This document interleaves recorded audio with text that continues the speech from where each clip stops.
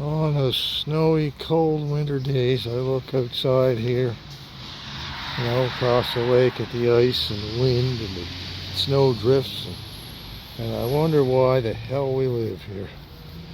And then I look at days like this, and I say, oh yeah, this is why. Wife's been busy in the gardens. Anyway, the mailman came today. It's a Monday morning, so let's stop complaining about the weather. And I'm not complaining about this, that's for sure. Get the lights on here. Alright. So, not much to show you because it's all together. The only thing you can see is that there is now a cable in the position where the choke goes. So the chokes have been installed in the bike. I've started it up. I'll get that out for a test drive. If everything still works good, then I'll call her done. Meanwhile, welcome back to the shop. And this should be the last installment on this particular BSA. We'll see how it goes this week. Alright, I just got back from having this out for a test drive. If you don't believe me, well, there's your cylinder head temperature, so you know that I've been on it. Yeah, so she's been warmed up good. Anyway, that was probably about a 15-mile run. Anyway, the bike is working really well. It's not leaking.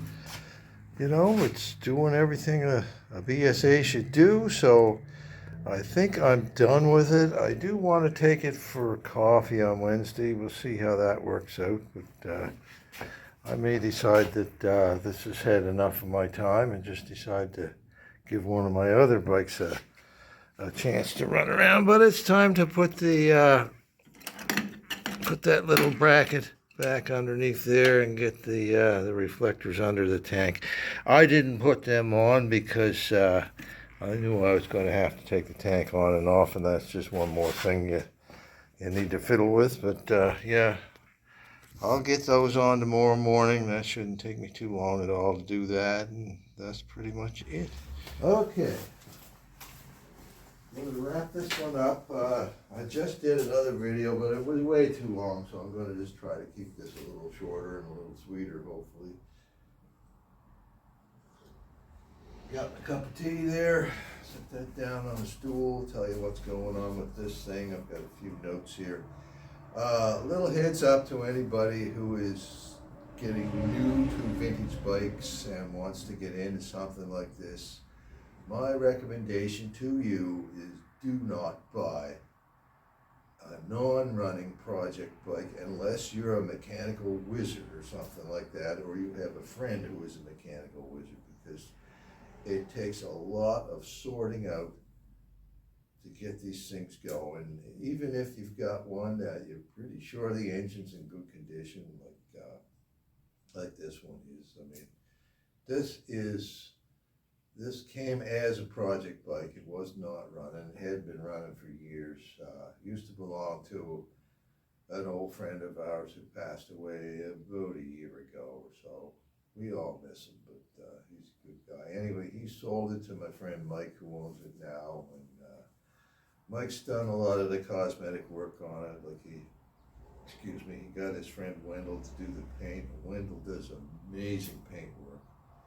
And Mike replaced a lot of the shiny bits on the bike, the front fender, handlebars, that sort of thing. So anyway, sorting out this bike was not an easy job. It was one of them things where you wonder what is going on with it, because carburetor problems and electrical problems can have the same symptoms, right? So anyways, after a while I realized that I didn't have any sort of ignition troubles as far as the electronic ignition goes, so that was right.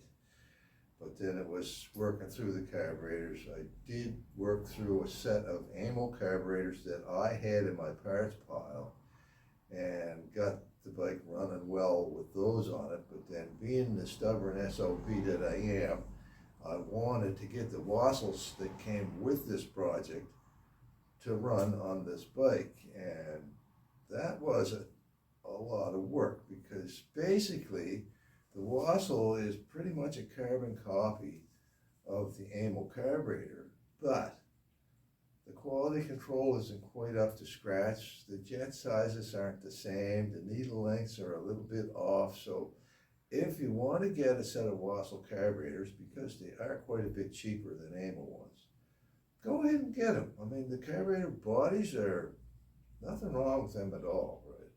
But my recommendation to you is to change all the jets and all the needles in the carburetors, including the float needles, and then you should have carburetors that work perfectly, just like these ones do. So let's see.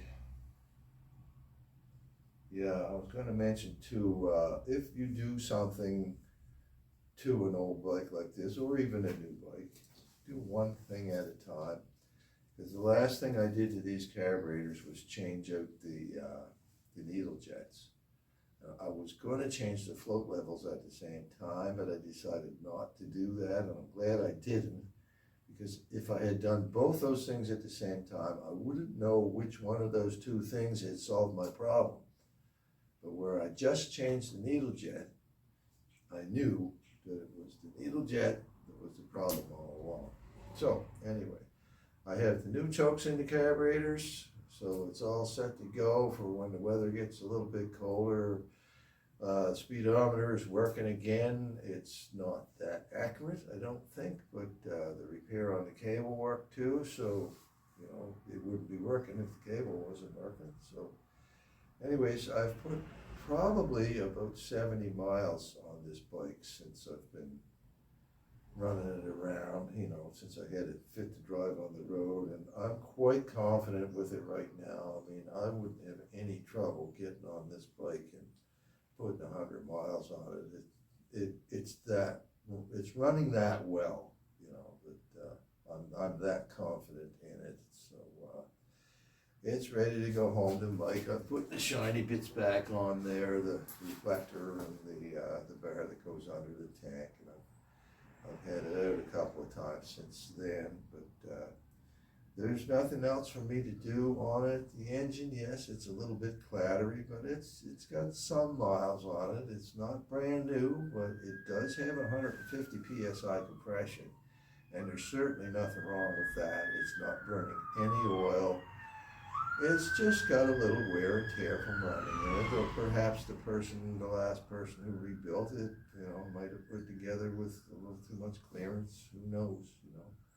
That's the trouble when you buy a project like this, is you just don't know what you're getting. It's a crapshoot every time, right? And, sometimes you get lucky, and this one seems to be pretty damn good. So anyway, I'm going to wrap this up. This is what, the 5th one in this last series of videos. There is a bike day one where Ed Burton, Mike Herman, and I were working on this machine when it came into the shop, and it needed a wiring harness and a bunch of other mechanical stuff looked after. Anyway, that was back, I think, in April. If anybody wanted to go back through my videos and check it out, it's on there. So anyway, this will be the conclusion to this project, and well, thanks for putting up with me, and you know, take good care of each other, be nice to each other, feel free to comment. It would be nice if you could like and subscribe. That would really help the channel a lot. And so anyway, next time I'll have something different. So thanks for watching. Bye-bye.